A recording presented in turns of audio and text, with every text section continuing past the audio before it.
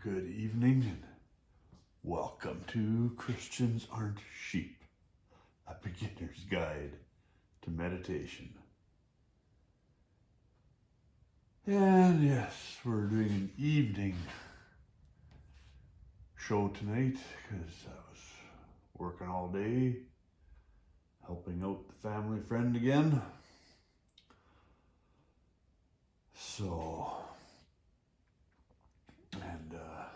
Just in a little bit of preparation time, I started doing another stretching routine to follow my morning one. Except now when I did my stretching routine now in the evening, I found myself being able to be thankful for all the blessings that God provided for me today. And that kind of reminded me of verse Philippians 4 verse 6. It tells us not to worry about anything, but pray about everything. Tell God what your needs are, and don't forget to thank Him for His answers. So, yeah, that felt kind of good to thank Him for all that I got today.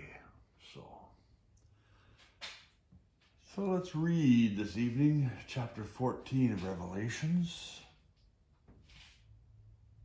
Then I saw the Lamb standing on Mount Zion, and with him were 144,000 who had his name and his Father's name written on their foreheads. And I heard a sound from heaven like the roar of mighty ocean waves, or the rolling of loud thunder. It was like the sound of many harpists playing together. This great choir sang a wonderful new song in front of the throne of God and before the 4 living beings and the 24 elders. No one could learn this song except the 144,000 who had been redeemed from the earth. They have kept themselves as pure as virgins, following the Lamb wherever he goes. They have been purchased from among the people on the earth as a special offering to God and to the Lamb. They have told no lies. They are without blame. And I saw another angel flying through the sky, crying the eternal good news to proclaim to the people who belong to this world, to every nation, tribe, language, and people. Fear God, he shouted. Give glory to him, for the time has come when he will sit as judge. Worship him who made the heavens, the earth, the sea, and all the springs of water. Then another angel followed him through the sky, shouting, Babylon is fallen, that great city is fallen, because she made all the nations of the world drink the wine of her passionate immorality. Then a third angel followed them, shouting, Anyone who worships the beast and his statue, or who accepts his mark on the forehead or on their hand, must drink the wine of God's anger. It has been poured full strength into God's cup of wrath, and they will be tormented with fire and burning sulfur in the presence of the holy angels and the Lamb.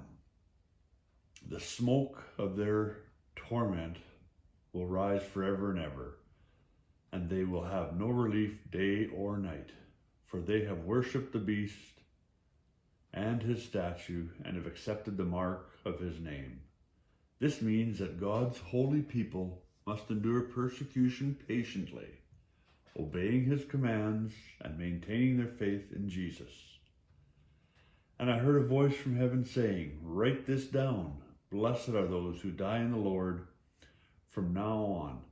Yes, says the Spirit, they are blessed indeed, and they will rest from their hard work, for their good deeds follow them.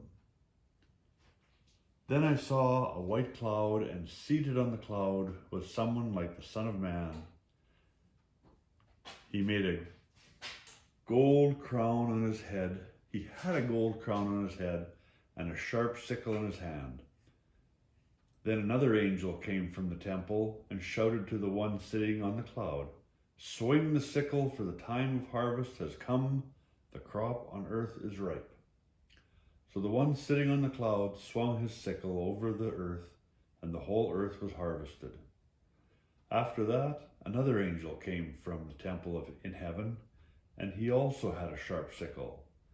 Then another angel who had power to destroy with fire came from the altar. He shouted to the angel with the sharp sickle, "Swing your sickle now to gather the clusters of grapes from the vines of the earth, for they are ripe for judgment." So the angel swung his sickle over the earth and loaded the grapes into the grape winepress of God's wrath. The grapes were trampled in the winepress outside the city, and blood flowed from the winepress in a stream about 180 miles long and as high as a horse's bridle. Oh, okay, that's really quite graphic. But that is Revelation 14. Again, knowledge is power, folks. So, if you know what's coming, you don't have to fear it. Especially if you're a Christian. So, you all have a great night, and we'll talk again tomorrow.